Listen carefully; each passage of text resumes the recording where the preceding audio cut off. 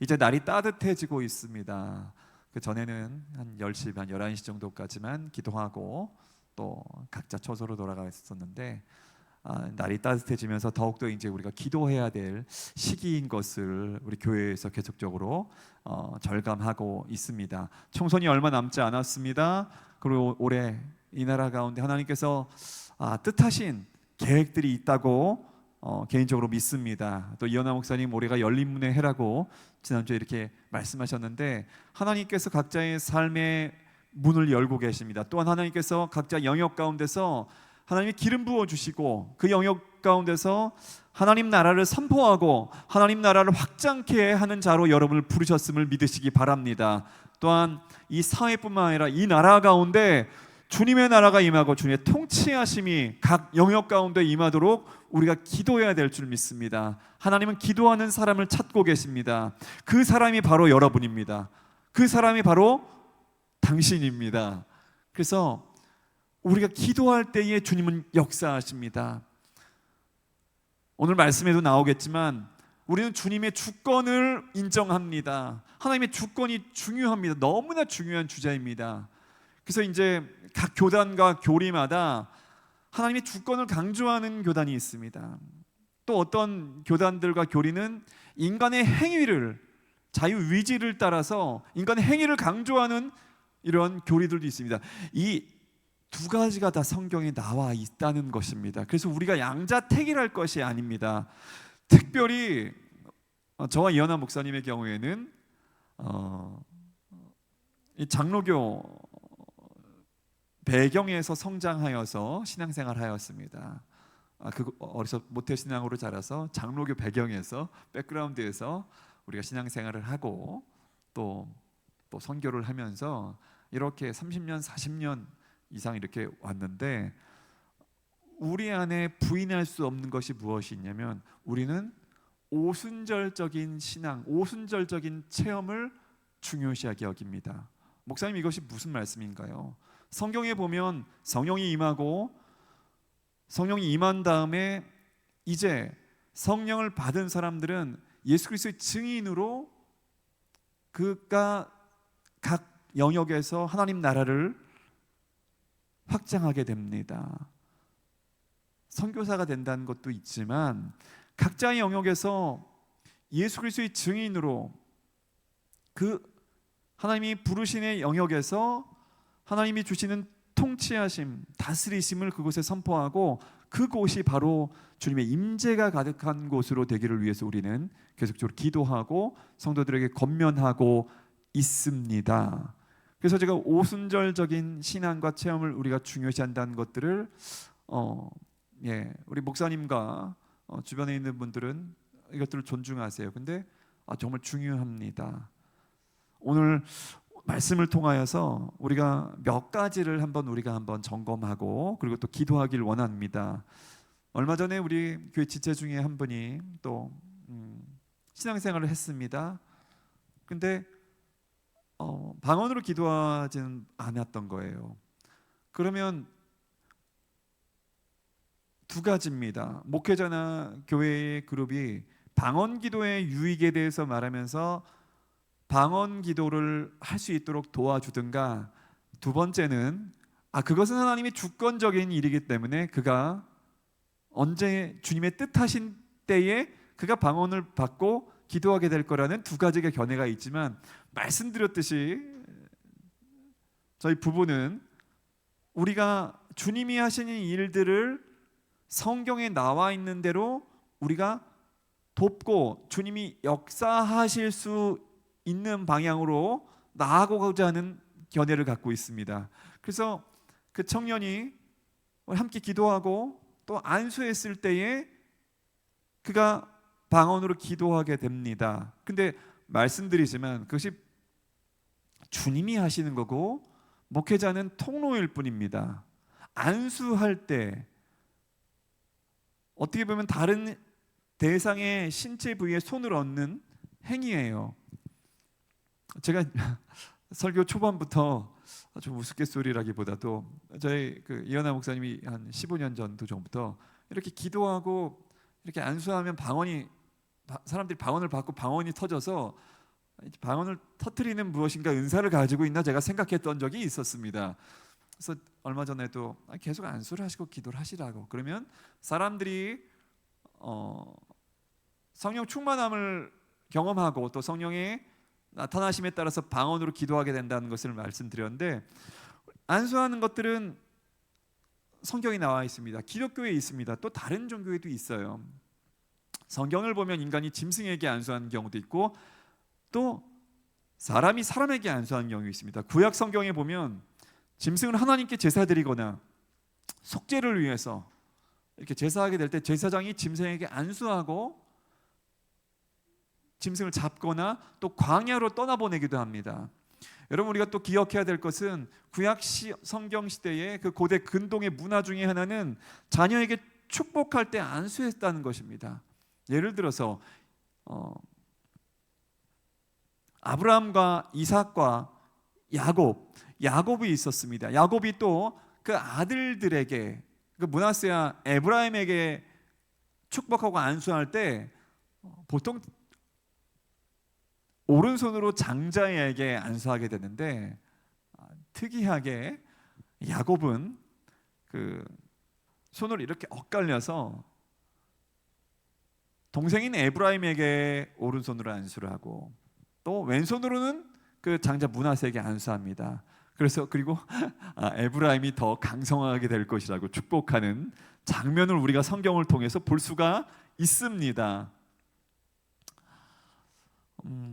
또 여러 가지 예들이 있는데, 뭐 범죄한 사람들 처단하기 직전에 또 레위기에서 안수하고 벌을 내리는 경우도 있고, 뭐 레위 족속을 성별하고 또 여호수아가 그 모세의 들을 이어서 후계자로 쓰게 되잖아요. 그때 여호수아가 모세를 안수하게 됩니다.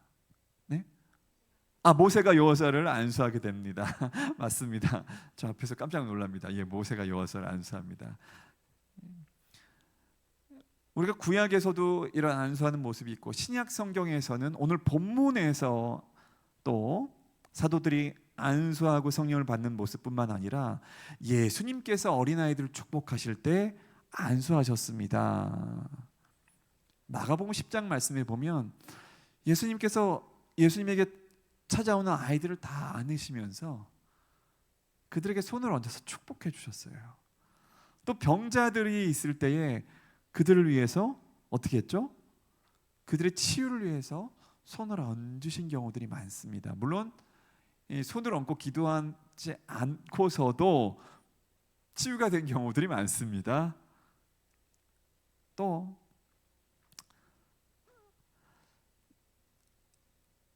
우리가 사도행전에 또 보게 되면 이 사도 바울이 그 전에 핍박자였잖아요. 사울이었는데 이 핍박자 사울이 담에색에서 주님과 인카운터가 있어, 만남이 있었어요. 주의 빛이 임하고 그 빛이 임해서 아무것도 안 보였을 때에 주여 누구시니까 이 사울이 물어봤을 때에 나는 너가 박해하는 예수다라고 하면서 내가 지시할 것을 인하여 이제 어디로 가라고 했어요.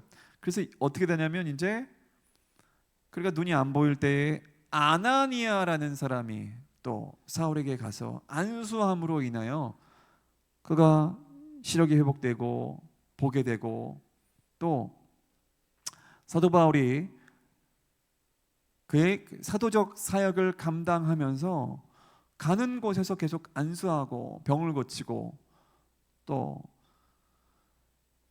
성령의 역사들이 나타날 때 이렇게 안수하는 장면들을 우리가 성경에서 볼 수가 있습니다. 이 앞장에도 보면 6장에도 보면 이 7명의 집사들을 세울 때도 사도들이 그들을 위해서 기도하고 그들에게 안수하였다고 성경에서 말하고 있습니다. 또 우리가 지난주에 설교했었던 것처럼 이 하나님 나라 복음의 확장을 위해서 이 안디옥 교회에서 성령께서 바나바와 사울을 그들을 불러 따로 시키라고 하신 일들을 위해서 그들을 불러 이렇게 세우라고 했을 때 이제 같이 있었던 이 안디옥 교회의 리더들이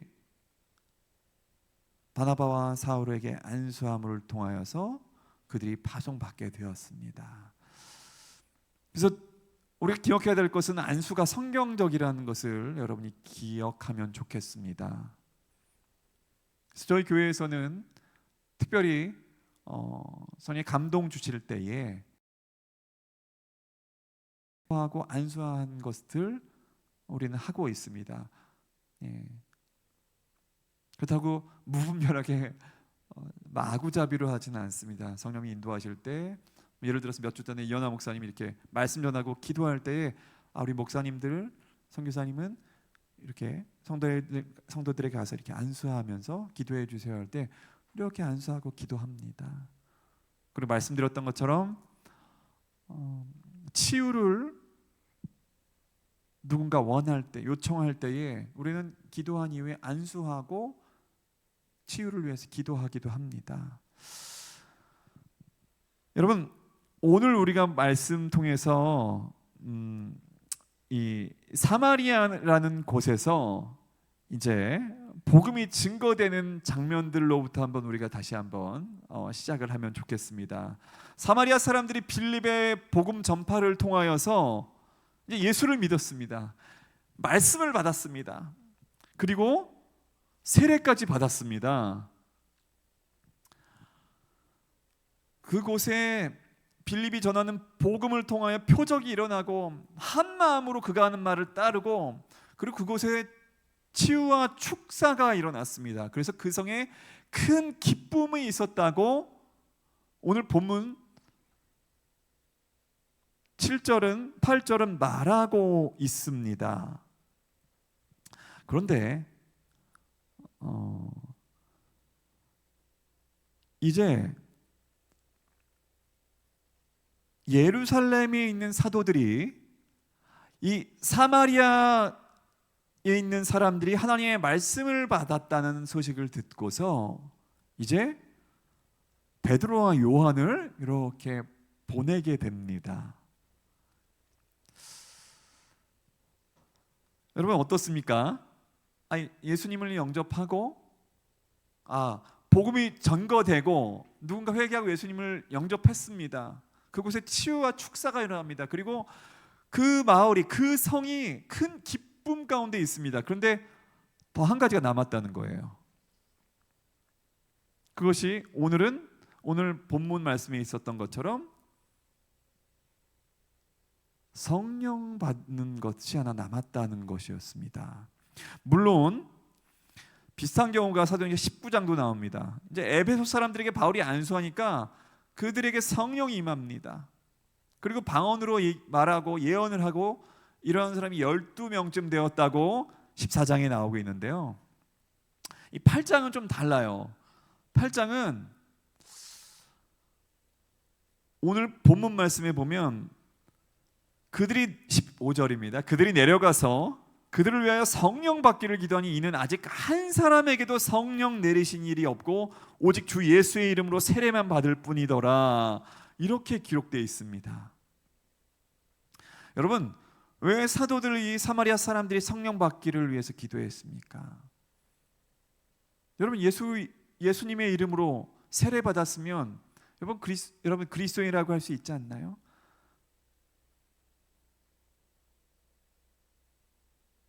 그래서 우리가 이 말씀을 통해서 한번 따라가 보기를 원합니다. 그리고 성령 받음에 위해서 꼭 안수가 필요한 걸까요?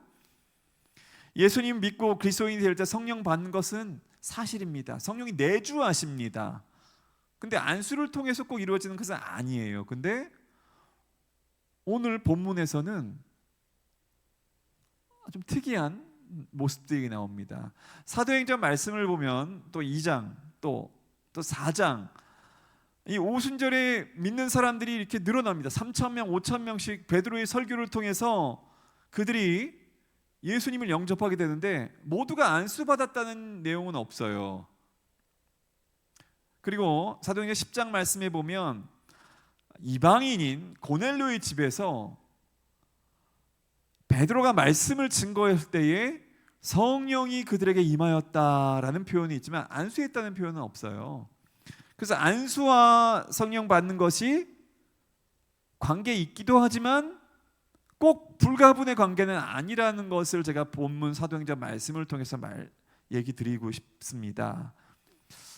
여러분 빌립의 메시지 전파 외에 왜 예루살렘에서 온 성도들의 안수가 필요했을까요? 여러분 누군가 안수가 필요했다면 빌립도 안수할 수 있었지 않았을까요? 근데 본문에서는 예루살렘에서 온 두 사도 베드로와 요한이 안수하고 이로써 사마리아 성에 있는 사람들이 성령 받은 것으로 기록이 되어 있습니다. 여러분 우리가 기억해야 될 것은 우리가 회개하고 예수님을 영접했을 때 성령이 우리 가운데 내주하십니다.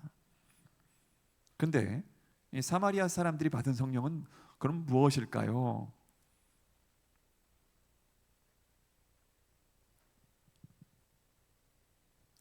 그래서 이런 제가 설교 서두에 견해들을 말씀을 드렸습니다. 어떠한 견해냐면 그리스도인이 된다는 것은 뭔가 두 단계를 거치는 것이라고 말하는 입장을 갖고 있는 단계, 이런 견해를 갖고 있는 그룹이 있습니다. 교리적인 그런 것들을 고수하면서 교단적으로 그런 것들을 얘기하는 교단이 있어요. 왜냐하면 첫 번째는 회개하고 예수님을 믿고 이제 세례 받았습니다. 이제 그 다음은 성령의 세례를 받는 거라고 이야기합니다. 또 다른 견해는 뭐냐면 예수 믿고 그리스도인이 되는 것은 회개하고 예수님 영접하고 성령 이제 세례 받고 그냥 이런 것들은 그냥 한 단계다. 또 다른 성령 받는 일들은 이미 우리가 예수님을 믿고 세례 받았을 때 그것은 그냥 하나의 단계로 이렇게 이루어진다라고 말하는 이런 견해를 갖고 있는 또 그룹들이 있습니다. 여러분 어떻게 생각하십니까? 이 부분에 있어서 그러면 우리 교회는 목사님들은 어떠한 견해를 갖고 있습니까? 제가 말씀드렸습니다. 우리 목사님 부부는 장로교 배경에서 어려서부터 신앙생활을 하면서 자라왔습니다. 어려서도 예수님을 영접했죠. 어려서 예수님 믿고 교회 다니고 예배를 드렸습니다. 그리고 각종 신앙 활동을 했는데 이현아 목사님 같은 경우에는 인격적으로 주님을 만난 게 언제라고 하셨죠? 예, 20살이요 이렇게 얘기하시는데 그러면 어렸을 때는 인격적으로 주님을 만난 것이 아닙니까라고 제가 또 반문할 수 있잖아요. 이럴 때 마이크 갖고 얘기하면 또 이렇게 또 더 생생하게 이렇게 예배가 중계될 텐데 여러분 중요한 것은 그 어릴 때 주일학교 청소년 때는 예수님을 영접하지 않고 예수님을 몰랐던 것은 아니라고 우리는 생각합니다. 그럼에도 불구하고 우리는 예수님을 영접했습니다. 세례 받았습니다. 그리고 주님의 인도하심에 대해서 압니다. 말씀을 봅니다. 그런데 또 다른 단계들이 있었다는 것을 말씀드리는 게 아니라 사도행전에 나오는 2장 말씀 또 오늘 8장 말씀과 같이 오순절에 성령이 임했을 때 그 성령이 내주하시는 성령이 아니라 위로부터 우리 가운데 임한 성령을 통하여서 주님의 권능이 임하고 그래서 복음을 증거하고 사역을 할 수 있는 그런 능력으로 주님이 부어주신 그런 성령을 저희는 의미한다라고 어느 정도 정리가 됐습니다. 많은 견해가 있습니다. 오순절 교단 쪽, 또 다른 개혁주의, 또 한국에서는 이제 장로교가 뭐 많긴 하지만 전 세계적으로 볼 때 장로교는 정말 군소 교단이거든요. 프레스비테리안 이게 우리 디나미 교단이 프레스비테리안이라고 얘기하면 잘 몰라요. 예, 저희가 있었던 아프리카나 또 아시아 쪽에서는 장로교, 왜냐면 감리교, 침례교, 성공회, 루터란, 너무나 많은 교단과 또 오순절, 또 카리스마틱한 교단, 인디펜던트, 독립교단들, 너무나 많은 교단들이 있는데, 우리나라는 특별히 이제 장로교회 선교사들의 영향을 받아서인지 장로교가 우리나라에는 대세가 됐고, 어떻게 보면 대표적인 교단으로 알고 있지만 전 세계에 봤을 때는 굉장히 군소교단입니다. 정말 작습니다. 제가 왜 말씀드리냐면, 우리는 이런 부분들, 제가 준비한 설교는 쭉 있지만 중요한 것은 이것을 말씀드리고 싶습니다. 하나님은 그분의 자녀들에게 성령을 주신다는 것입니다. 그래서 누구든지 그리스도의 영이 없으면 그리스도의 사람이 아니다. 우리가 예수님을 믿고 복음 받아들이고 구원받으면 기쁨이 있습니다. 내가 예수 믿고 있는데 내 안에 기쁨이 없다면 한번 점검해야 됩니다. 내가 지금 제대로 믿고 있는지.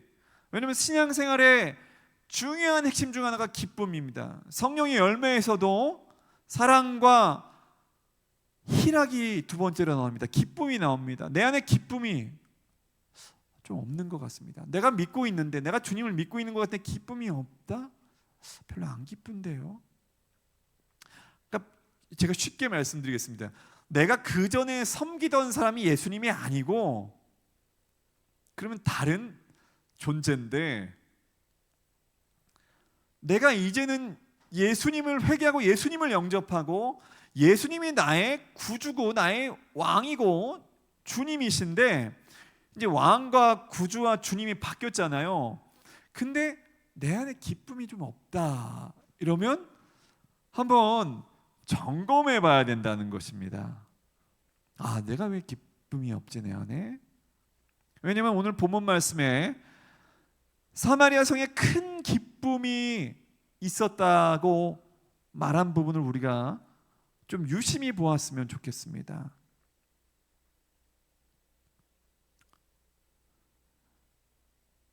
여러분,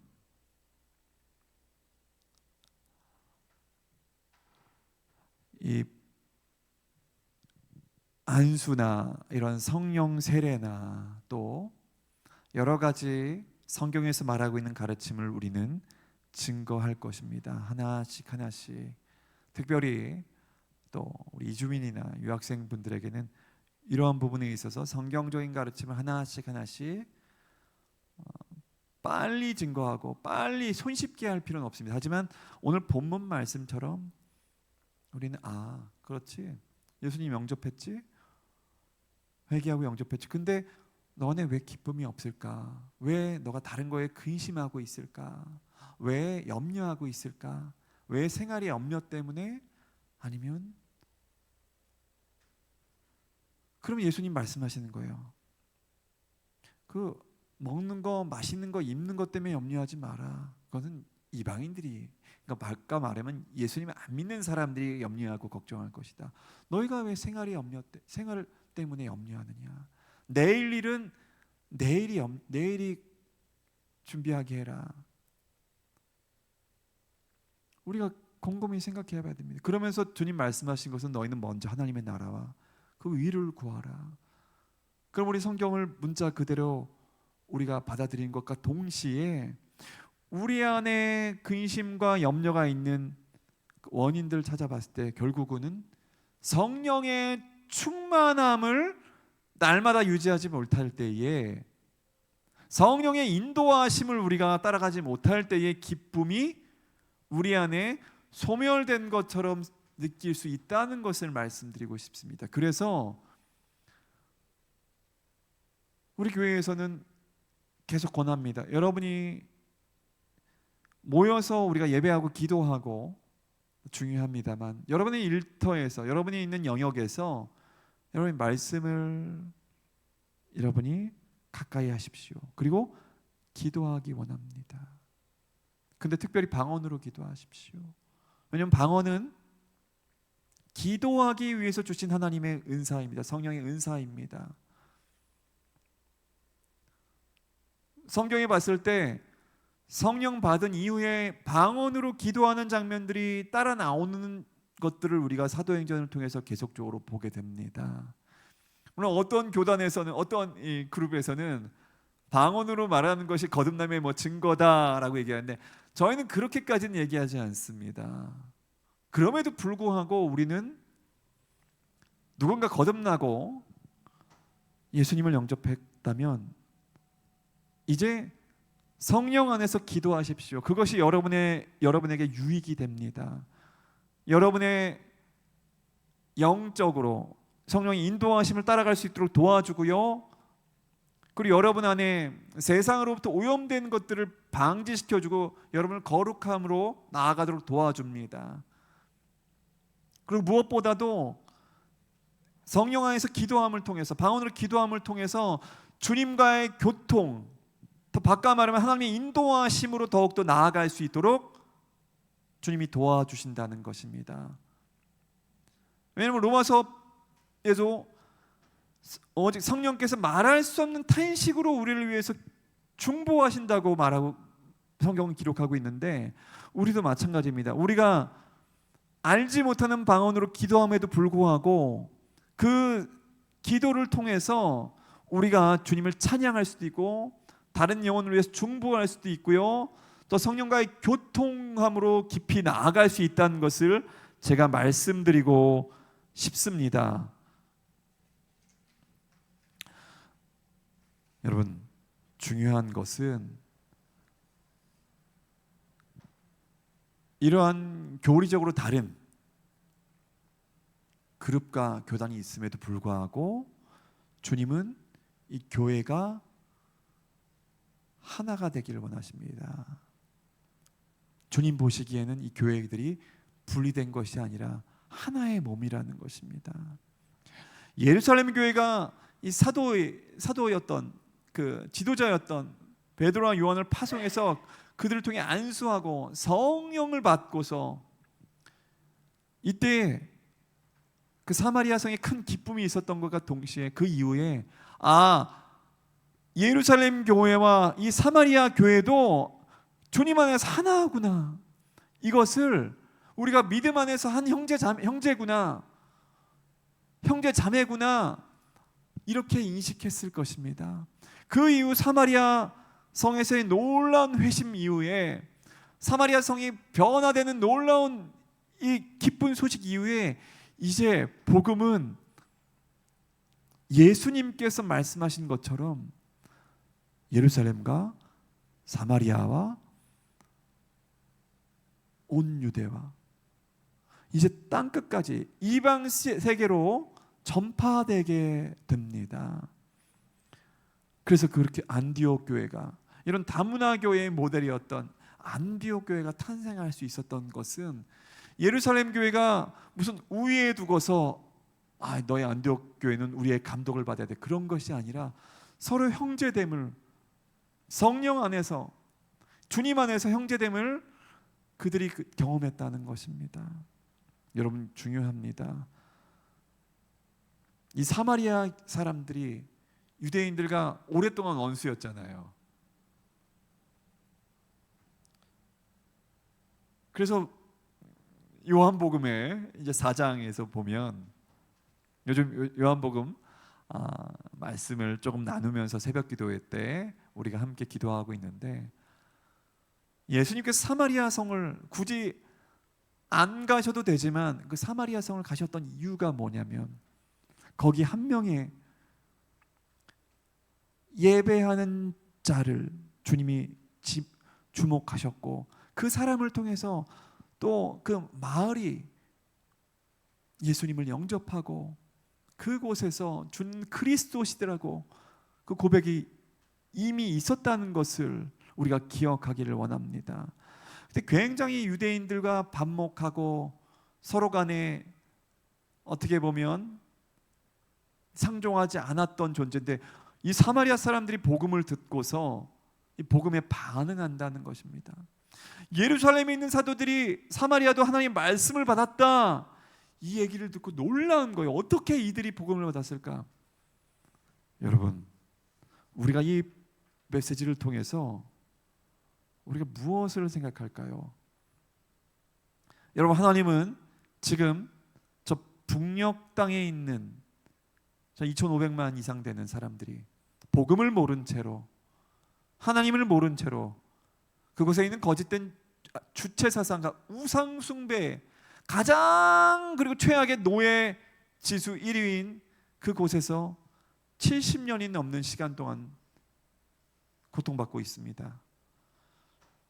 그리고 이 대한민국과 미국을 어떻게 보면 적대시하는 것으로 그들의 어려서부터 교육을 받고 자란 사람들이 그 전체 인구가 2,500만이 된다는 것입니다. 오늘 말씀드렸던 사마리아와 유대인보다 더한 적대감이 있을 수도 있습니다만은 제가 말씀드리는 것은 무엇이냐면 복음은 그 경계와 그 반목과 그 서로 간에 있는 증오까지도 복음은 하나 되게 한다는 것을 말씀드리고 싶습니다. 여러분, 그래서 우리가 계속 하나님 나라 복음을 증거해야 됩니다.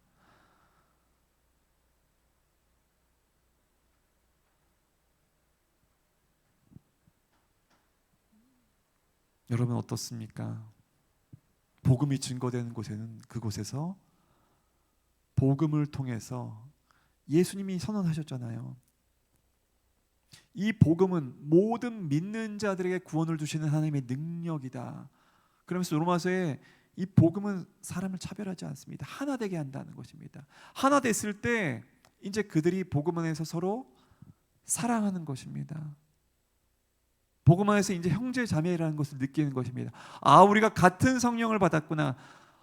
같은 복음을 통하여서 그리스도인이 됐구나. 아, 우리가 거듭났죠. 그럼 그리스도 안에서 한 형제 자매라는 것입니다. 선교지에 나가면 그것을 경험합니다. 물론 어느 곳이든 이런 그룹이나 조직이나 모임에서는 파벌도 있고요. 또 파당도 있을 수 있습니다만은 본질적으로 또 의견이 다르면 분열이 되기도 하고 하지만 원래 사람들이 그래요. 근데 복음을 듣고 예수님 영접한 사람들, 이 사람들은 차츰차츰 알게 된다는 것입니다. 아, 이 복음은 예수님이 모든 장벽을 허물으셨구나. 이 장벽과 서로 간에, 인종 간에, 남녀노소 간에, 유대인과 이방인 간의 모든 장벽을 철폐하고 복음 안에서, 주님 안에서 하나 될 수 있도록 이미 주님께서 제정해 놓으신 하나님 나라 원리구나. 여러분 어떻습니까? 오늘 성령을 받는다는 것이 단지 방언으로 말하고 기도하고 이 이상이라는 것을 말씀드리고 싶습니다. 내가 성령 받았습니다. 내가 주님과 인격적인 교제를 합니다. 방언으로 기도합니다. 근데 사람들과 어울리는 게 어렵습니다. 하나 되는 것이 어렵습니다. 가족 안에서 부모와 자녀 사이에 반목이 있어요. 한번 생각해 봐야 됩니다. 왜 그렇습니까, 주님? 주님은 나를 하나로, 우리 가정을 하나로, 우리 모임을 하나로, 우리 교회를 하나로 부르셨는데 하나가 되지 않고 하나님을 잘 믿고 진짜 그리스도인으로 세상의 빛과 소금으로 살아갈 수 있는 것은 어렵다는 것을 말씀드리고 싶습니다. 그래서 예수님께서도 제자들에게 하나됨을 위해서 계속 기도하셨고, 너희가 서로 사랑하면 세상이 너희가 하나됨을 보고서 내 제자인 줄 알 것이다.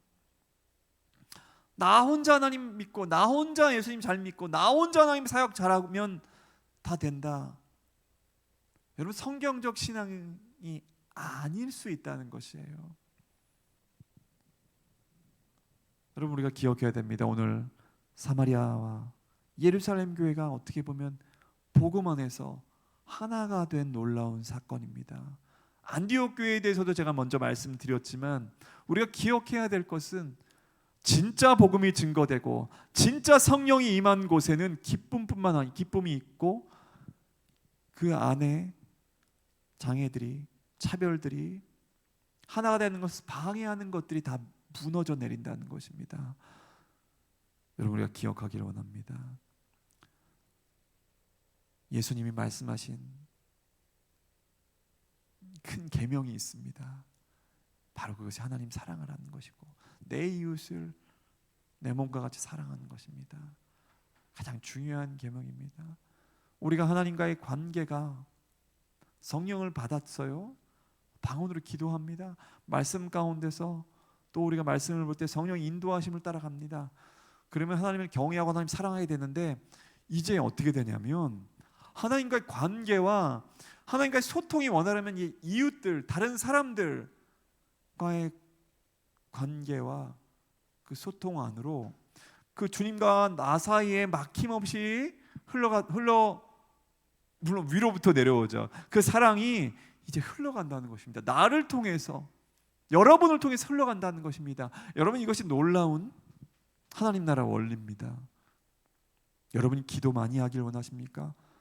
2시간을 기도한다고 해서 여러분이 3시간을 기도한다고 해서 다른 사람을 사랑하지 못하고 용서하지 못한다면 점검해야 된다는 것입니다. 내 안에 하나님과의 막힘없는 소통이, 내가 성령을 받고 예수님 영접하고 성령을 받고 하나님의 자녀가 됨을 통해서 주님과의 막힘없는 소통과 교제를 통하여서 주님의 사랑이 나에게 흘러들어옴. 주님의 사랑이 이미 나에게 부은 바 되었는데 이제 알게 되는 것이에요. 내 안에 사랑이 얼마나 주님이 나를 위해 베푸신 그 사랑이 얼마나 크고 높고 깊고 넓은지 알게 되면 이제 내가 아는 만큼 사랑이 다른 사람에게 흘러나아갑니다. 흘러가게 됩니다. 이게 정상적인 것이라는 것입니다. 오늘 본문 말씀 사도행전 말씀처럼 수없이 반목이 있었던 유대인과 사마리아에도 복음이 증거될 때에 단지 빌립이 가서 복음만 준 것이 아닙니다. 그들을 사랑했기 때문에 복음을 증거했고요. 그들을 사랑했기 때문에 그들에게 가서 안수하고 성령 받기 위해서 기도했던 거고요. 여러분, 이것을 기억해야 됩니다. 복음과 사랑은 함께 간다는 것입니다. 그래서 고린도전서에도 사랑이 진리와 함께 기뻐한다고 말하고 있는 것입니다. 여러분, 우리가 기억하기를 원합니다. 우리가 공동체 안에 이렇게 공동체로 우리가 함께 모입니다. 껄끄러운 사람이 있을 수 있습니다. 나 혼자만 예수님 잘 믿으면 돼. 기도하고 말씀 보고 예배드리고 다른 사람을 멀리하고, 여러분, 이런 마음들을 우리가 갖게 된다면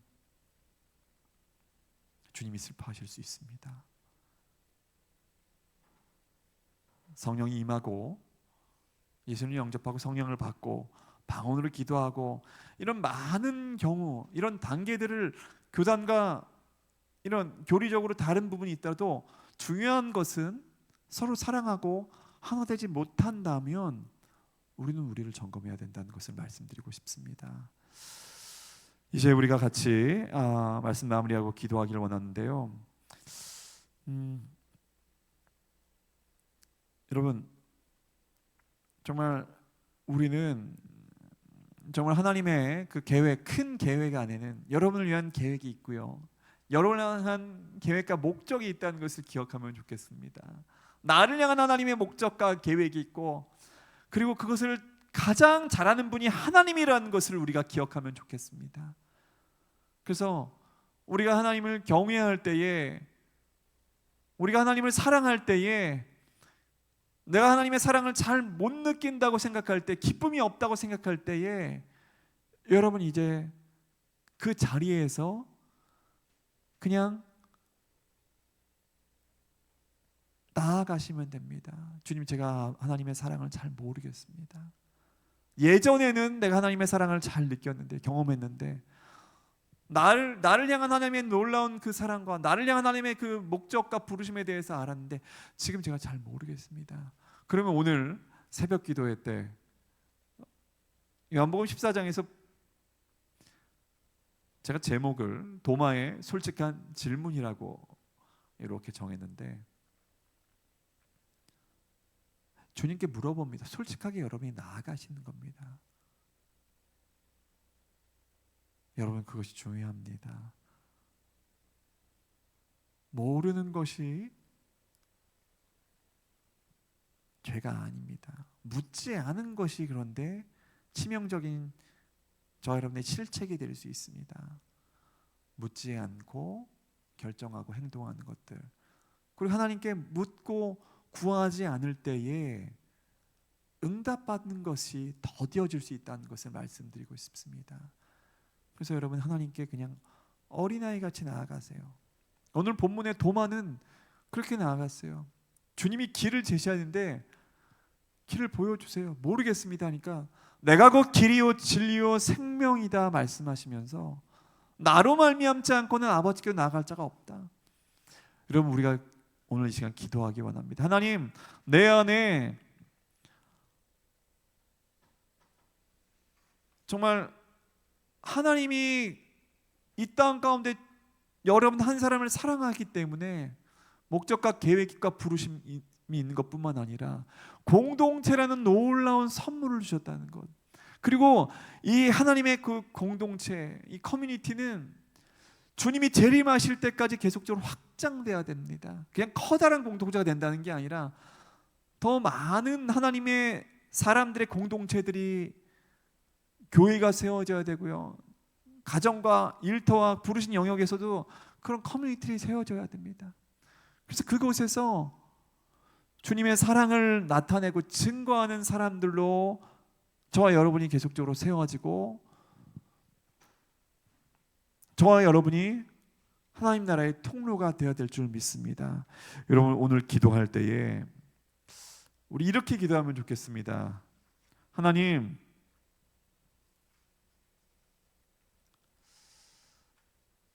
오늘 제가 저의 신앙 한번 점검하기 원합니다.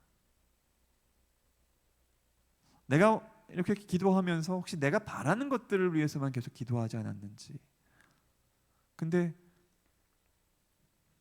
그럴 수 있습니다만 본질적으로 주님이 기뻐하시는 기도가 무엇일지, 내가 예수님을 영접하고 내가 회개하고 예수님 영접하고 내가 지금 성령의 인도하심을 따라 나아가는 데 있어서 내 안에 기쁨이 혹시 없다면, 주님, 내가 왜 내 안에 기쁨이 없고 대신 근심과 염려와 걱정과 다른 것들이 내 안에 더 마음에 큽니까? 그럼 주님께 물어보는 시간 갖기를 원합니다. 그리고 주님 앞에 나아가세요. 주님은 답을 가지고 계시는 분이시고요, 그리고 우리 가운데 주신 놀라운 말씀은 우리 가운데 하나님이 주시는 기쁨으로 충만케 할 만큼 능력이 있는 말씀이라는 것을 기억하기 원합니다. 하나 되는 것, 성령에서 하나 되는 것, 복음에서 하나 되는 것이 중요합니다. 그리고 다른 누군가가 저와 여러분에게 사랑으로 대할 것을 기대하는 것보다 먼저 하나님을 사랑하고 다른 사람에게 사랑과 존중함으로 나아가는 것이 우리 공동체에 필요한 메시지일 줄 믿습니다.